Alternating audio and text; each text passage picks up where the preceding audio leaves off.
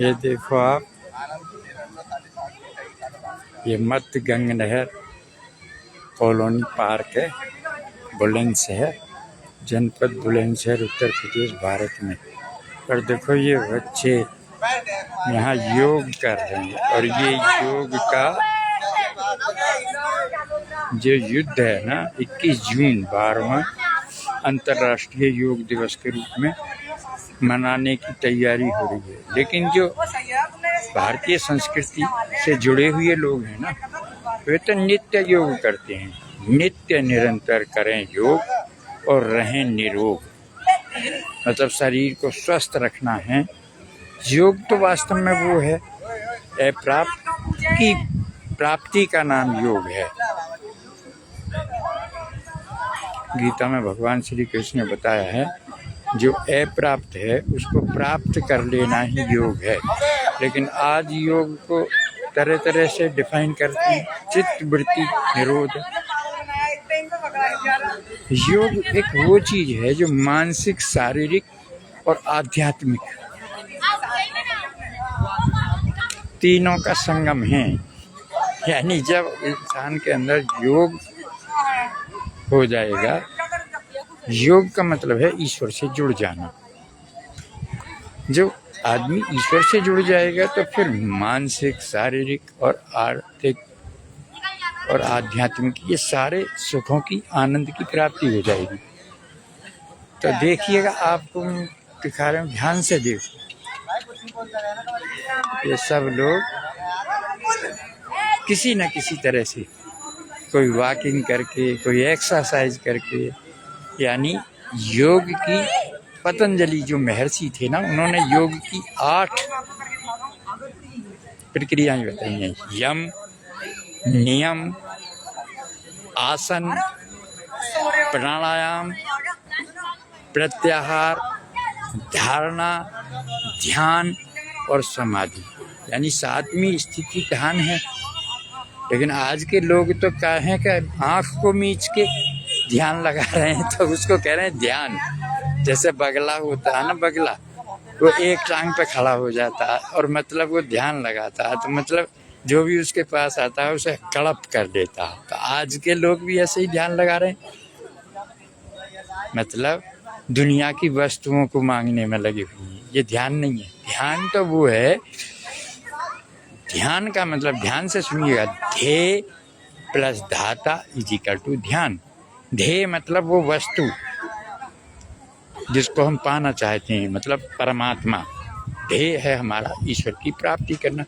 ईश्वर की प्राप्ति करना प्रत्येक मानव का जन्म सिद्ध अधिकार है।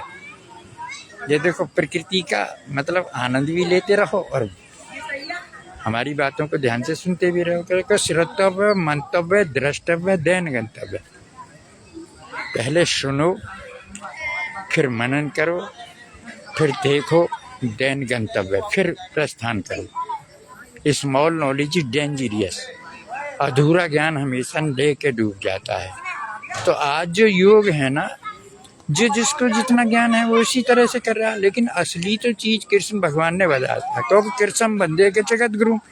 कृष्ण भगवान जगत के गुरु थे और भारत जगत गुरु रहा है। लेकिन आज अज्ञानता के कारण ये भारत को जो है ना, लोगों ने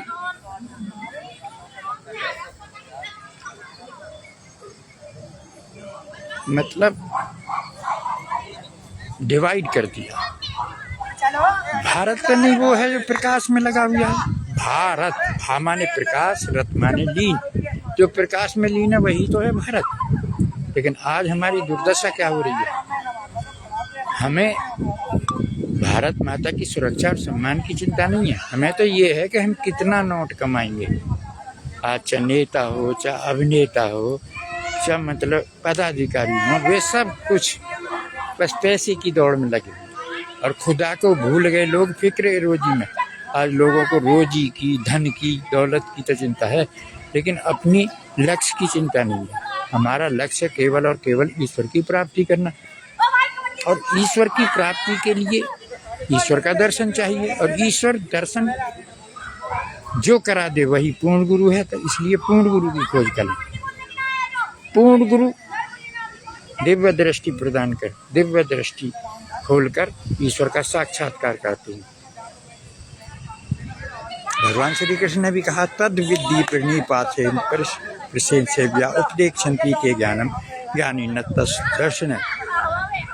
यानी हमें उन तत्वदर्शी महापुरुषों की शरण में जाना चाहिए, उनको दंडवत प्रणाम करें, उनकी आज्ञा का पालन करें, उनके चरणों में बैठकर उनसे प्रश्न करें। जब वो हमारे प्रश्नों का समाधान देंगे, फिर हमारी दिव्य दृष्टि प्रदान कर हमको ईश्वर का साक्षात्कार कराएंगे। ईश्वर का दर्शन बिना भक्ति असंभव है, और भक्ति के बिना सुख शांति और आनंद की प्राप्ति असंभव है। तो न दौलत से, न औलाद से, न दुनिया की वस्तुएं इकट्ठे करने से तसल्ली दिल को मिलती है, प्रभु के याद करने से तसल्ली दिल को मिलती है। पतंजलि जो ऋषि थे ना, उन्होंने ध्यान करना बताया। ध्यान मतलब ध्येय परमात्मा प्लस सब्जेक्ट हम। हमारे सामने जब लक्ष्य होता है ईश्वर का, हम साक्षात्कार कर लेते हैं। विवेकानंद ने बताया था, what is religion? Religion is realization of God. प्रत्यक्ष ईश्वर को देख लेना, दर्शन कर लेना, साक्षात्कार कर लेना, ये धर्म है। और धर्म ने दूसरा सत्य समाना, और धर्म और सत्य जो है ना, दोनों एक हैं। यानी धर्म और सत्य, धर्म ने दूसरा सत्य समाना।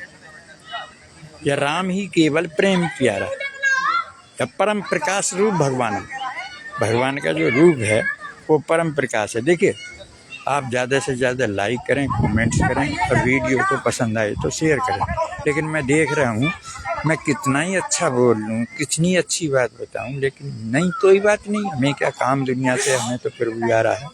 हम तो उस ईश्वर के दीवाने हैं, और ईश्वर की बात करनी है। और ईश्वर वो है जो सबके हृदय में विराजमान है। ईश्वर वो है जो घटघटवासी है। ईश्वर वो है जो कण कण में प्रभु समाया, और इसका पार किसी ने न पाया। तो लेकिन आप जो है ना, संकल्पित हों, और 21 जून को ज़्यादा से ज़्यादा घर में जो भी हों सदस्य, छोटे बच्चों से लेके युवा हो, बुजुर्ग हों, सभी योग करें। अपनी अपनी सामर्थ्य के अनुसार करें योग, और रहें निरोग।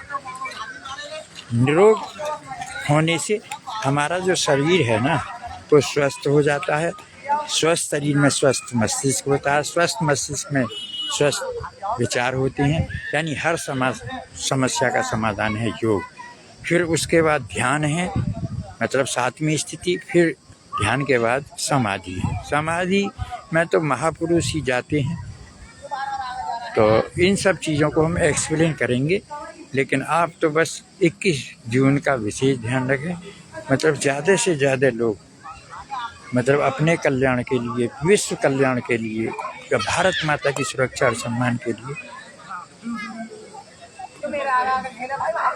अंतर्राष्ट्रीय योगा दिवस को हर्षोल्लास के साथ एक उत्सव के तरह मनाएं। हम सब ऋषियों और मुनियों की संतान हैं, और राम कृष्ण के वंशज हैं।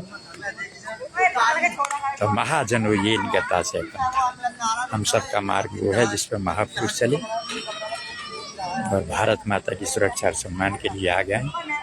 और योग करें, मस्त रहें, स्वस्थ रहें, आनंदित हों। सर्वे भवन्तु सुखिनः, सर्वे सन्तु निरामया, सर्वे भद्राणि पश्यन्तु माँ कश्चित् दुःखभाग् भवेत्। सभी सुखी हों, सभी निरोगी हों, सभी स्वस्थ हों, सभी का कल्याण हो, ऐसी मेरी ईश्वर से प्रार्थना है, उनके चरणों में प्रार्थना है।